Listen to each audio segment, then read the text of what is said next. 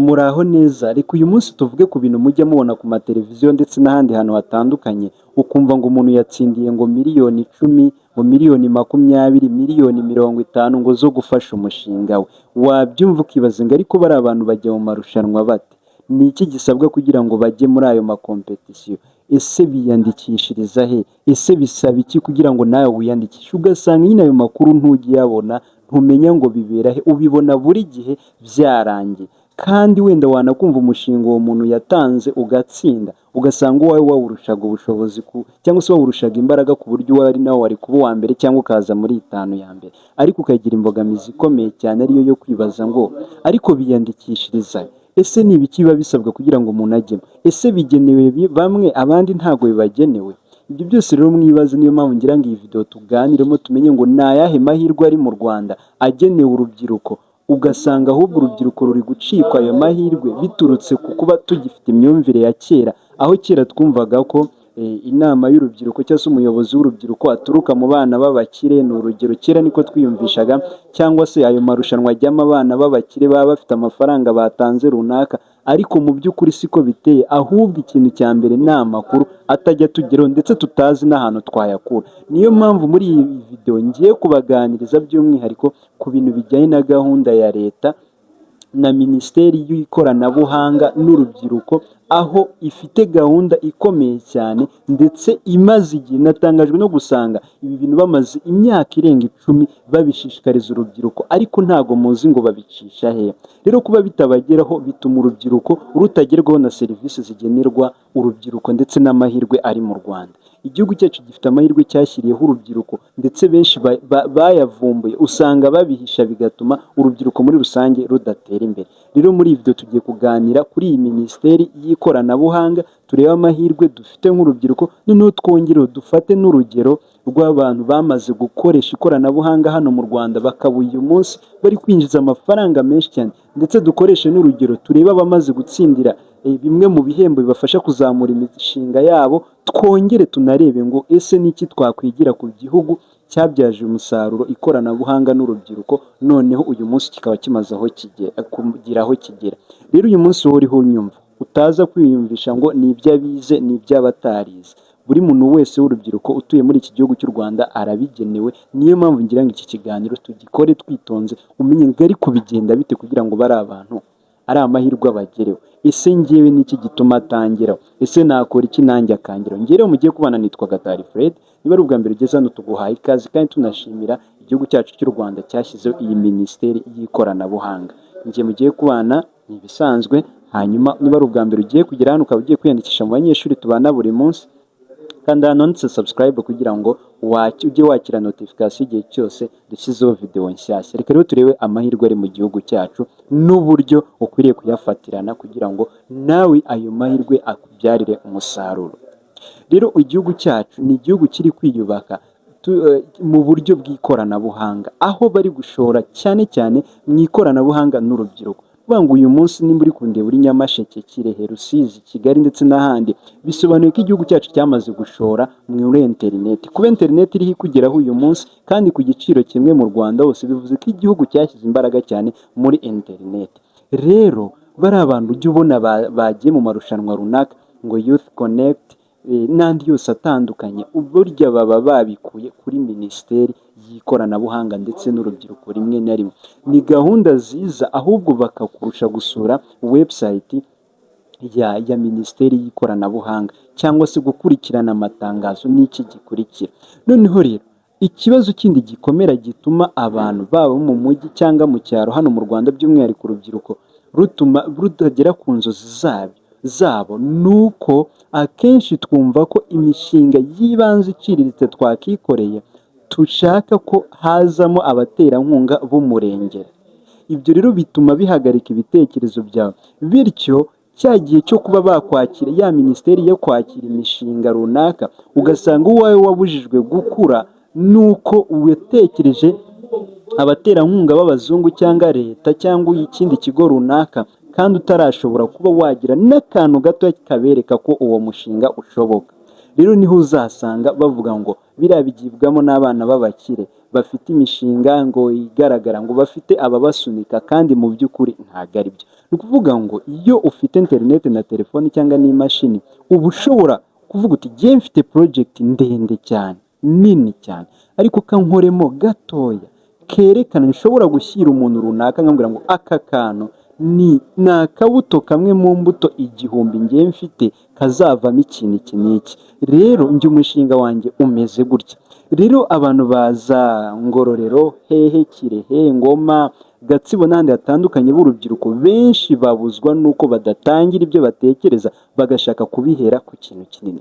Rero iyi minisiteri ifite imishinga myinshi itandukanye ihuriramo urubyiruko ndetse n'ikoranabuhanga, kuko igihugu cyacu cyubakiye mu kuba nibura urubyiruko rwahanga imirimo mishyashya ishingiye ku ikoranabuhanga. Ni nayo mpamvu uzasanga umuntu wakoze uwo mushinga abona ibyo bihembo. Ugasanga umusore ungana nanjye cyangwa umukobwa ungana nanjye yabonye igihembo ngo cya miliyoni 50 ngo ku mushinga we, kuko ngo wahinduriye ngo abandi cyangwa se wavuyemo akazi k'urubyiruko rundi. Rero ibi bintu ntushobora kubimenya cyangwa utazi aho igihugu cyacu kiva nawe kijya, ntuzigera umenya neza ngo ese ni iki cyunguka, ese ni iki igihugu cyacu kidufitiye, ese ibikorwa remezo igihugu cyacu kidushyiriraho ni ibi. Rero bari abantu ubona ngo bari mu marushanwa runaka, ngo yagiye muri ibi, iki n'abakurusha ni amakuru no gukora agasampo gato kereka iyo minisiteri cyangwa kereka urwo rwego runaka ko ruramutse rushoye cyangwa rufashije uwo mushinga wagira aho uva ujya. Niki rero ugiye gukora nk'urubyiruko rw'uyu munsi rwa Kayonza, rwa Huye ndetse n'ahandi hatandukanye ahantu uherereye, Karongi n'ahandi na Nyagatare n'ahandi? Nicyo ugiye gukora. Tekereza ibyo ufite, utekereze uburyo byafasha sosiyete mwegeranye. Wishaka gufasha igihugu utarafasha n'umudugudu utuyemo.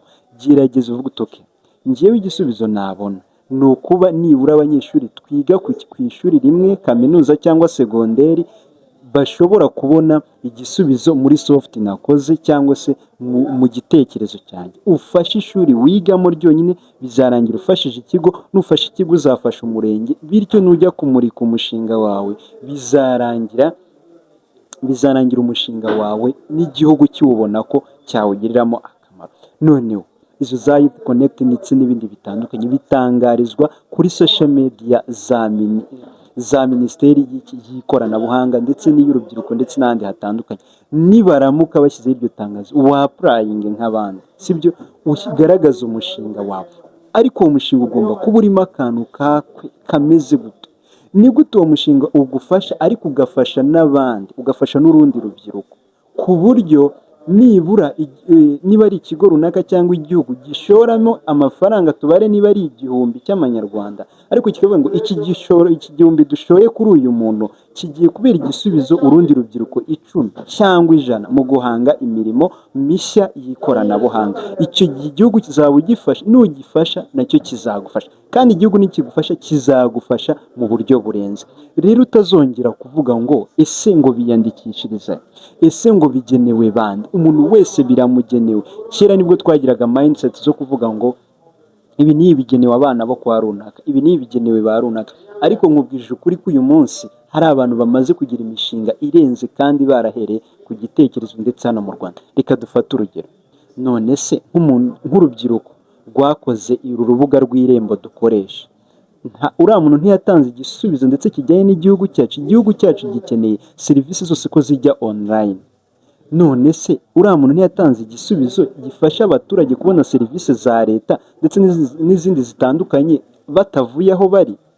Tekereza nawe, ese ni gute wafasha abandi, urubyiruko cyangwa abandi bantu muri rusange? Hari nk'uwakoze sisiteme ifasha abantu muri Girinka, ukanze imibare muri telefone.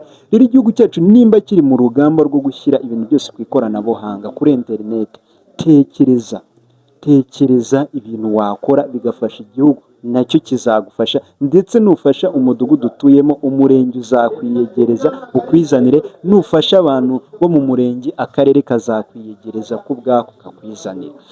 Uwakoze Irembo, uwakoze uwo ngo yagira abakora serivisi zifasha REB kuba yatanga papers ndetse n'ibindi bitandukanye.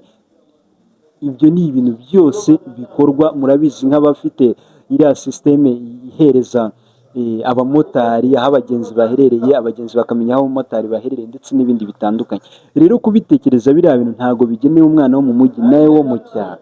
Ikindi kintu nkunda kubona kibi kibabaje, niyo mpamvu nababwiye ngo ikiganiro tugikore twitonze kugira ngo mubyumvemo.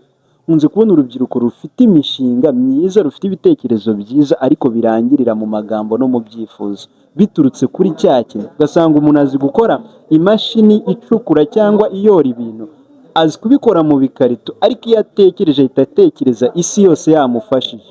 Inshuti yanjye, ntabwo ari wowe byadukanye ibyo bintu, ahubwo tekereza uburyo icyo kintu ufite ni impano, ni amafaranga uri kugenda nudashobora gusubiza inyuma ubwenge bwawe ngo ugitekerereze uburyo kigomba guturuka mu mbaraga zawe nkeya ufite. Aho ngaho ufite amafaranga cyangwa ushaka kugushoramo akazaza avuga ati uyu muntu hari ahantu agejeje, wowe nyine uzaba uri kwisigaza inyuma. Rero uko watekereje uburyo wakora iyo mashini, ni nako ukwiriye gutekereza uburyo wabona ubushobozi bukeya buva muri byo.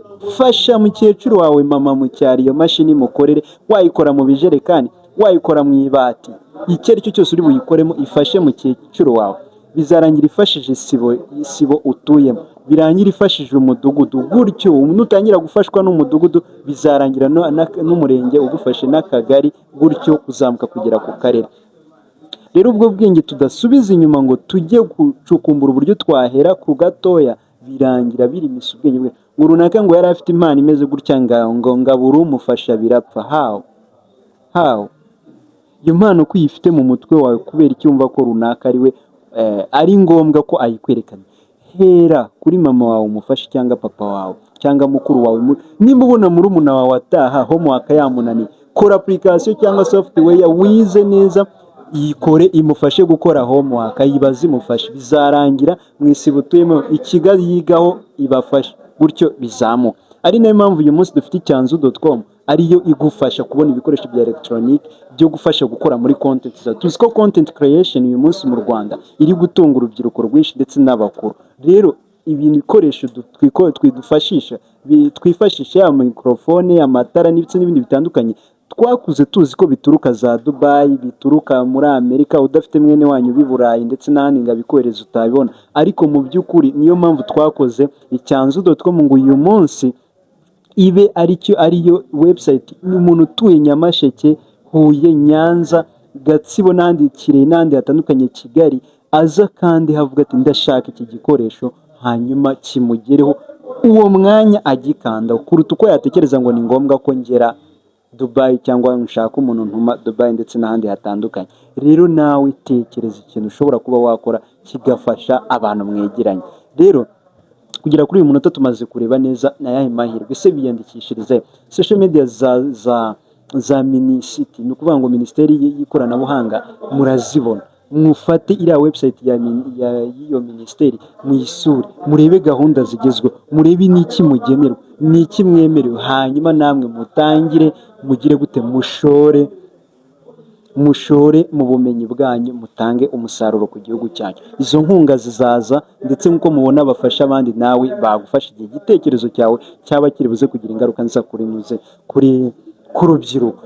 Ni byinshi twavuga muri iyi video bijyanye n'amahirwe ari mu Rwanda, ariko icyo nasoza mbabwira ni uko u Rwanda ni igihugu kirambirije ndetse cyubakiye, gishaka kujya ko serivisi zose zijya ku ikoranabuhanga. Rero impamvu uri buze kuguma mu bukene ndetse no kuguma utagerwaho n'amahirwe, ni uko ukiri gutekereza nka mama wawe, ni uko ukiri gutekereza nka sogokuru wawe cyangwa nyogokuru, biturutse ko bakuze babona umuntu yiga akajya gusaba akazi. Kandi igihugu cyo kimaze imyaka irenga 20 cyubaka uburyo uziga waza ukihangira akazi ku ikoranabuhanga. Rero hindura imyumvire, ndetse abari kundeba bakiri mu mashuri, mubwire ababyeyi banyu babahitiremo neza ibyo mugiye kwiga kugira bizabafashe ejo. We rero wavuye ku ishuri, hari amasomo menshi ushobora kwiga ukiva ku ishuri, yaba kaminuza cyangwa na segonderi. Wayo masomo ukayiga mu gihe gitoya, ugahita utangira kwiyadapta mu gihugu cyacu. Igihugu cyacu cyaragusize, wituma kigusiga kurushaho, ubwo catching up ufate amahirwe. Rero abantu bibazaga ngo biriya bintu bikorwa bite, ndizera ko mwamusobanukiwe neza. Kwiyandikisha nawe wakwigerera, si ngombwa ngo usunikwe na runaka. Fata umushinga wawe udepose, niba utera ishoti ugaruke wongere kandi ukorere gufasha isibo utuyemo, umudugudu uzakwizanira, akagari kakwizanire ndetse n'umurenge ukwizanire kuzamuka kugera ku rwego rw'igihugu, kuko n'abandi barabikoze. Njye mwari muri kumwe, nitwa Gatari Fred. Ibi n'ibindi bitandukanye bibera hano kuri Gatari Fred. Niba ari ubwa mbere ugeze hano uze kwiyandikisha mu banyeshuri baba hano, kuri subscribe haca amasomo menshi atandukanye, ndetse ibi n'ibindi tuzabibagezana. Reka duhure mu mavideo ataha. Ciao ciao.